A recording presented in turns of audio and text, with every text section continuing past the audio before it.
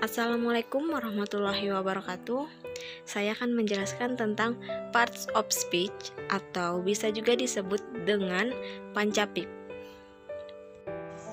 Parts of speech is the types of words in English. Jadi, parts of speech ini adalah jenis-jenis kata dalam bahasa Inggris. Dengan mempelajari parts of speech akan memudahkan kita untuk belajar bahasa Inggris, terutama dalam membuat kalimat dan speaking. Parts of speech ini bisa juga disebut dengan pancapip. Bagian-bagian dari pancapip ini ada 8, yaitu yang pertama, pronoun, kata ganti, yang kedua adjektif, kata sifat, yang ketiga noun, kata benda, yang keempat conjunction, kata penghubung, yang kelima adverb, kata keterangan, yang keenam verb, kata kerja, yang ketujuh interjection, kata seru, yang kedelapan preposition, kata depan. Kita mulai yang pertama yaitu pronoun. Pronoun adalah kata ganti. Jenis-jenis dan contoh pronoun yaitu 1. Personal pronoun adalah kata ganti perorangan. Pronoun terdiri dari subjek dan objek. Subjek I, we, they, she, he, it, dan objek me, you, us, them, her, him. Contohnya, I will go to school. Saya akan pergi ke sekolah. I berupa subjek berada di awal kalimat. Dan John and me will go to school. John dan saya akan pergi ke sekolah. Me berupa objek berada di tengah kalimat atau di akhir kalimat. Yang kedua, possessive pronoun adalah kata ganti kepemilikan yang tidak diikuti oleh noun. Biasanya, possessive pronoun ini berada di akhir kalimat, yaitu berupa mine, yours, ours, theirs, hers, his. Contohnya, the book on the table is here. Buku di atas meja adalah miliknya. Jadi, itu tandanya adalah kepemilikannya, miliknya, sudah termasuk dalam possessive pronoun itu. Yang ketiga, reflexive pronoun. Reflexive pronoun adalah kata ganti yang menjerumus kepada diri sendiri atau kembali ke diri kita. Untuk catatannya, reflexive pronoun bisa digunakan jika subjek dan objek kalimat merupakan orang yang sama seperti pada contoh di bawah. I see myself in the mirror. Aku melihat diriku di cermin. Pancapip yang kedua yaitu adjektif. Adjektif adalah sebuah kata yang menjelaskan sifat dari sebuah benda. Contoh katanya seperti smart, clever, beautiful, blind, diligent, red, blue, white, dan lain-lain. Langsung ke contoh. Contoh kalimatnya kita ambil dari kata diligent. You are very diligent. Kamu sangat rajin. Dari kalimat di atas mengandung kata diligent sebagai adjektif. Berarti rajin. Rajin itu mengandung kata sifat. Pancapip yang ketiga yaitu noun. Noun adalah kata benda dalam bahasa Inggris, digunakan untuk mendefinisikan orang, tempat, hewan, tanaman, benda, dan suatu kegiatan tertentu. Jenis-jenis noun ada countable noun, uncountable noun, concrete noun, dan abstract noun. Saya jelaskan countable noun dulu. Countable noun adalah kata benda yang dapat dihitung. Contoh katanya seperti book, pen, glass, room. Kita buat contoh dari kata gelas. Kalimatnya, my brother drinks a glass of milk. Saudaraku minum segelas susu. Gelas adalah kata benda yang mana termasuk dalam countable noun yang dapat dihitung. Uncountable noun adalah kata benda yang tidak dapat dihitung, seperti salt, sugar, sand, water, dan lain-lain. Kita buat kalimat dari kata water. I put a bottle of water on the table. Saya menaruh sebotol air di atas.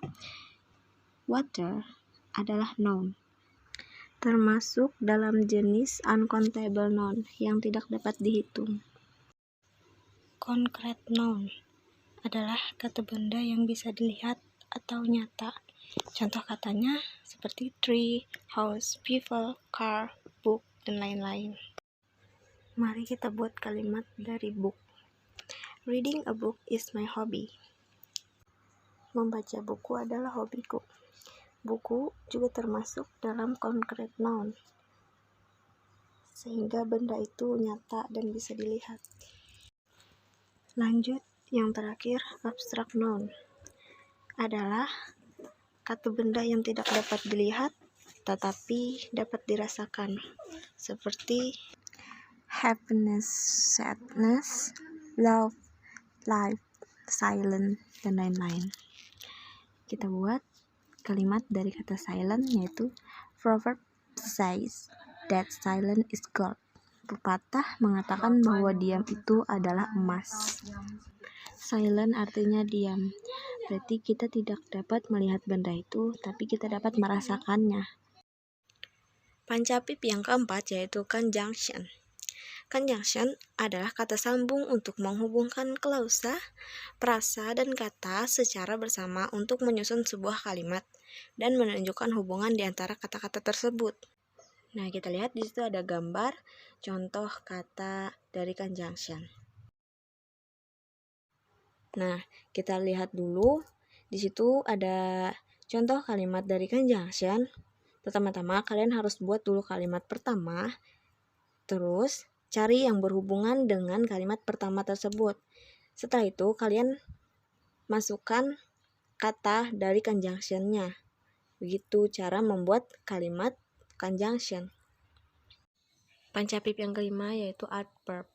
Adverb adalah kata keterangan.